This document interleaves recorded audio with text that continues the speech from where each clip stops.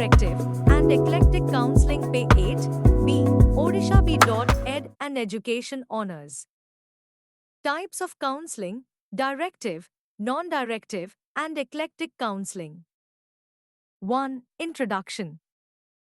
Counseling is a specialized process designed to help individuals deal with personal, social, emotional, educational, or career related issues through supportive and goal oriented interaction with a trained professional.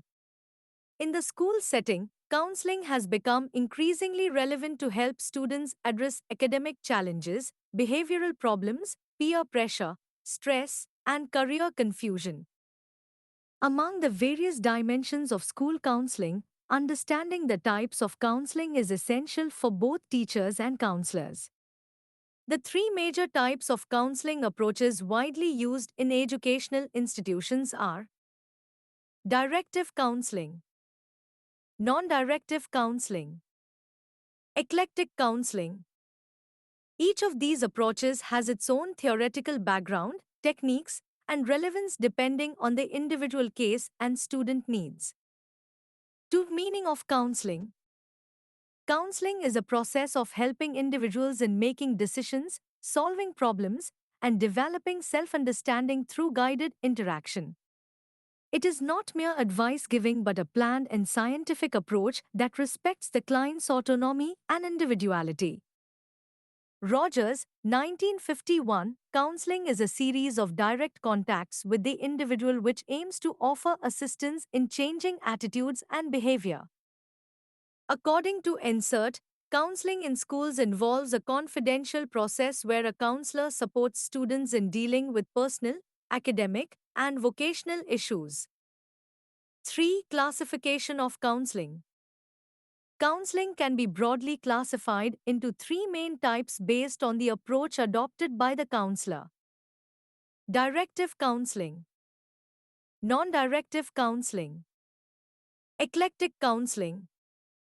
Each type varies in terms of counselor's role, degree of control, nature of interaction, and decision-making process. 4. Directive counseling. Concept. Also known as prescriptive counseling or counselor-centered counseling, this approach was primarily developed by E.G. Williamson, who believed that most students' problems are informational and can be solved by providing direct advice. In this approach, the counselor takes an active role, diagnoses the problem, and suggests a course of action. The counselor directs the client towards a solution. Key features. Counselor is active and authoritative. Emphasis on problem solving and logical reasoning. Advice or solution is provided by the counselor. Time saving and structured. Suited for educational and vocational guidance. Steps in directive counseling, Williamson model. Analysis: collecting information about the client, example, academic records, behavioral history. Synthesis: organizing and summarizing data. Diagnosis: identifying the problem. Prognosis: predicting future development. Counseling: giving advice and suggesting alternatives. Follow-up: evaluating progress and providing further help if needed. Merits of directive counseling. Quick solution to specific problems. Helpful for students needing career or academic guidance. Easy to apply in schools with limited time. Demerits. Discourages student autonomy. Student may become dependent on counselor. Doesn't promote self-exploration or emotional insight. Not suitable for personal or emotional problems. Example in school context. A student unsure about which stream to choose after class 10th may be guided by the counselor after aptitude testing and academic performance review. 5. Non-directive counseling. Concept. Also known as client-centered, student-centered, or permissive counseling, this approach was developed by Carl Rogers, a humanistic psychologist. Here, The counselor creates a safe and empathetic environment but does not offer solutions. The client is encouraged to explore and solve their own problems.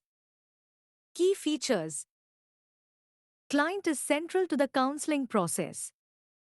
Counselor plays a passive, facilitative role, encourages self understanding and personal growth, focuses on emotions and attitudes rather than immediate solutions. Suitable for emotional, behavioral, and personal problems. Steps in non directive counseling: establishing rapport between counselor and client, creating a non threatening environment, listening with empathy and unconditional acceptance, helping the client explore thoughts, feelings, and choices. Client gradually arrives at a solution on their own. Merits: promotes self confidence and independent thinking, encourages emotional release and catharsis, builds stronger counselor client relationship. Especially useful in cases of low self esteem, anxiety, or depression. Demerits: time consuming, not effective when client expects direct help, may not suit students with poor insight or decision making ability, requires highly skilled and trained counselors. Example in school context: a student going through emotional trauma due to parental divorce may be encouraged to express feelings without being judged or advised. The counselor listens patiently, helping the child understand their own emotions. 6. Eclectic counseling. Concept: this is a flexible approach that combines the techniques of both directive and non directive counseling depending on the individual's needs and situation. Proposed by Thorne and Patterson, eclectic counseling aims to use the best tools from all theories to suit each unique case. It respects the complexity of human behavior and does not rely on one rigid framework. Key features: situational and adaptive. Uses a combination of directive, advice, and non directive, empathy, techniques. Focuses on both problem solving and emotional insight. Balances counselor activity with client participation. Steps in eclectic counseling: assessment of the client and nature of the problem, deciding the suitable mix of techniques, example testing, active listening, suggestion, continuous review and adaptation of strategies, use of both diagnostic tools and therapeutic support. Merits: flexible and individualized, useful for complex cases involving academic, emotional, and social issues, encourages both independence and structure. Demerits: lack of theoretical purity, may confuse inexperienced counselors, requires expertise in multiple counseling theories.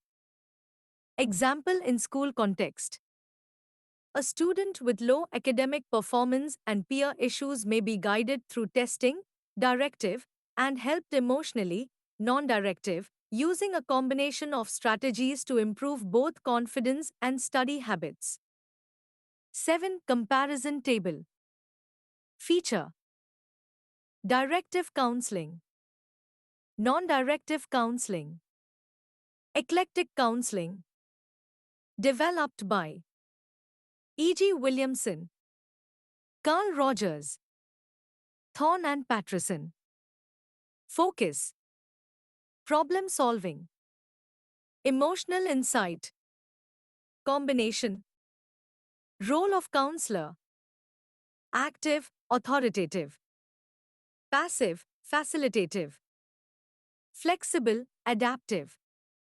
Role of client: passive, active, mixed. Time requirement: short, long, varies. Application: educational, career, emotional, personal. complex or combined issues. Decision making. Counselor decides. Client decides. Joint or situation based. 8. Relevance in Odisha school context. In Odisha's diverse school settings, tribal, rural, and urban, the choice of counseling type depends on cultural context, resource availability, and student needs. Directive counseling can be useful in rural schools where students lack career awareness. Non-directive counseling suits tribal or conflict-affected areas where emotional distress is high. Eclectic counseling is ideal in urban schools with mixed challenges. 9. Conclusion. Understanding the three types of counseling helps in choosing the right strategy for helping students in diverse school environments. Each counseling type has its own value and limitation. An effective school counselor or teacher must be trained to assess situations and use the most appropriate approach, whether directive, non-directive, or eclectic, to support learners' academic, emotional, and personal growth. Carl Rogers. The good life is a process, not a state of being. It is a direction, not a destination. Counseling, likewise, is a journey of empowerment where the student is guided towards self discovery and positive change.